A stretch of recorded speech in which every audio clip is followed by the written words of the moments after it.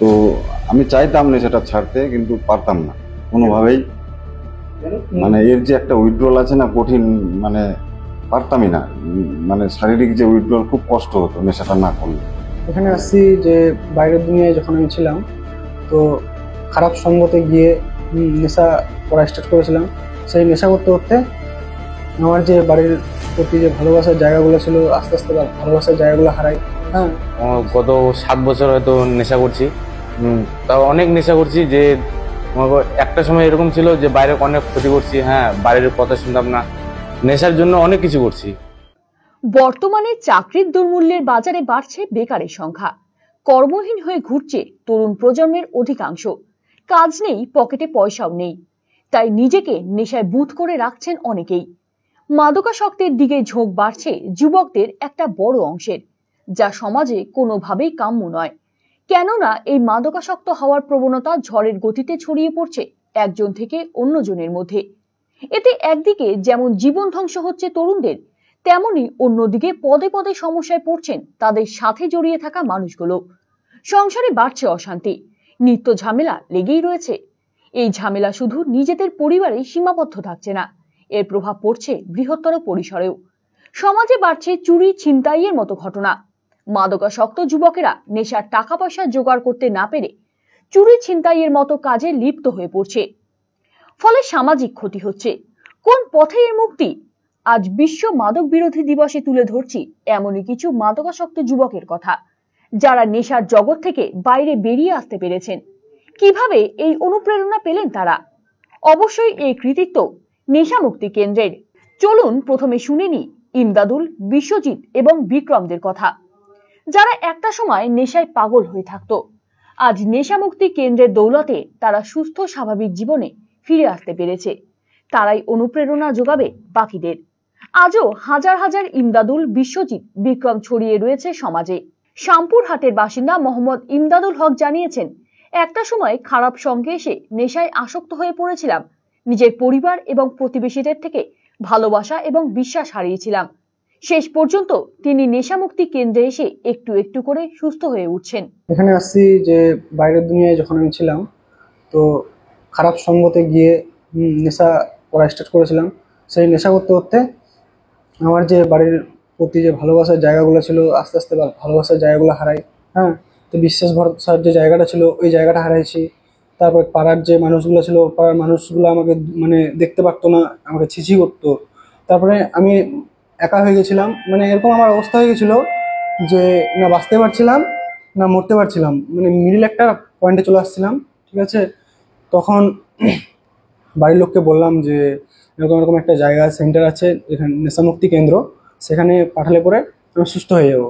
তারপরে বাড়ির লোক আমাকে এখানে পাঠালো। এখানে আসে মানে 4 মাস ধরে আছি আমি। হ্যাঁ, নেশা থেকে আমরা কিভাবে দূরে থাকবো এই মেসেজটা আমাদেরকে দেওয়া হয় এখানে। তো খুব সুবিধা হয় এই জিনিসটা, যদি আমি বাইরে গিয়ে অ্যাপ্লাই করি তো খুব সহজে আমি ভালো থাকতে পারবো এবং সুস্থ থাকতে পারবো। যে নেশা ছাড়া আমি 4 মাস ধরে আছি। না কোনো সমস্যা নাই আমার। আজকের দিনে মানে বাইরে এই নেশাজনিত সমস্যা নিয়ে ভুগছে, হ্যাঁ, তারা যেন আমার মতো একটা সুস্থ স্বাভাবিক ট্রিটমেন্ট পায়। তারা যেন এই ট্রিটমেন্টটা নিয়ে বুঝতে পারে আমার মতো, তারাও যেন বাইরে গিয়ে ভালো থাকতে পারে, এটাই বার্তা দিতে চাই আমি। রূপাহারের বাসিন্দা বিশ্বজিৎ বিশ্বাস জানিয়েছেন, কৌতূহল থেকেই নেশায় আসক্ত হয়েছিলাম। 10 বছর ধরে নেশায় আসক্ত ছিলাম। ধীরে ধীরে এর ভয়ঙ্কর রূপ বুঝতে পারেন, পরে নেশামুক্তি কেন্দ্রে ভর্তি হন। না, ড্রাগসের নেশায় আমি 10 বছর ধরে করছি। তার আগে সামথিং যে কোনো নেশা করছি, আমি সবই কম বেশি করছি, কিন্তু ড্রাগসের নেশা থেকে 10 বছর থেকে বিগত আমার এই নেশার সাথে যুক্ত আছে। তো এই নেশা করার ফলে কি সুবিধা অসুবিধা আছে? নেশা করার জন্য অসুবিধাই হচ্ছে সব।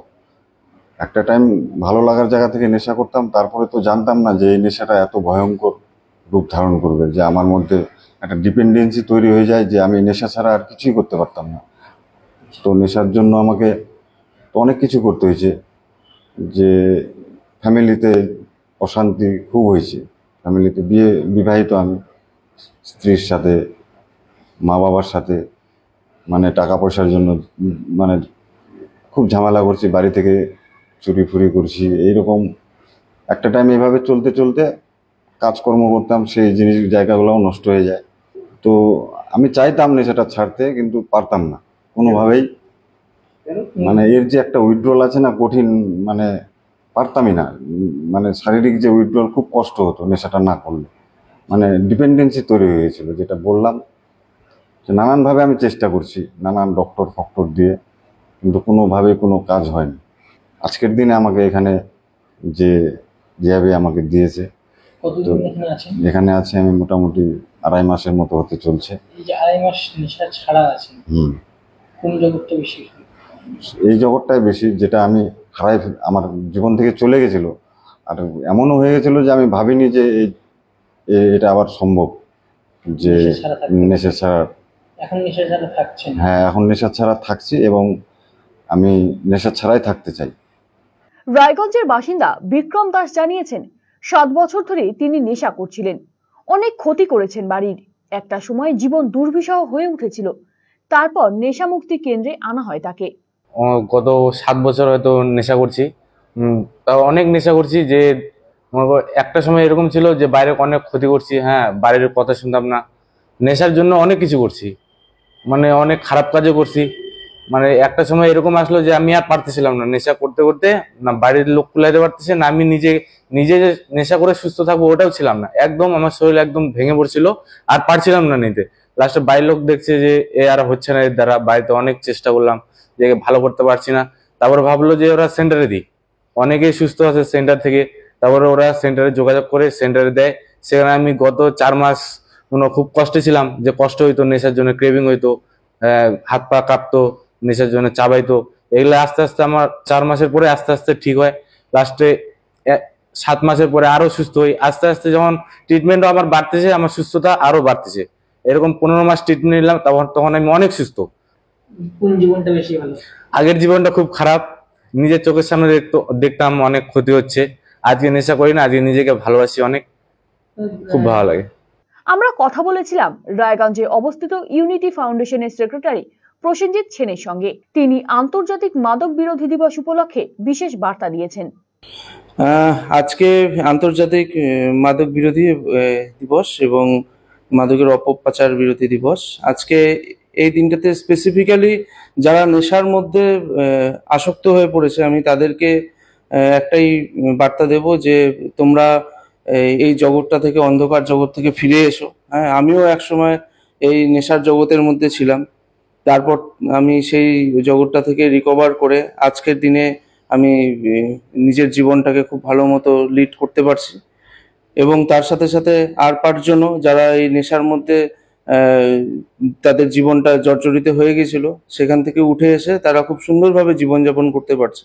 সেই জায়গা থেকে আমার মেসেজ এটাই থাকবে, আমি যদি এই অন্ধকার জগৎ থেকে ফিরে এসে আলোর দিকে এগোতে পারি, তাহলে যতজন আজকে সেই অন্ধকার জগতের মধ্যে রয়েছে প্রত্যেকের পক্ষে পসিবল তারাও ফিরে আসতে পারবে এবং সুন্দরভাবে জীবনযাপন করতে পারবে।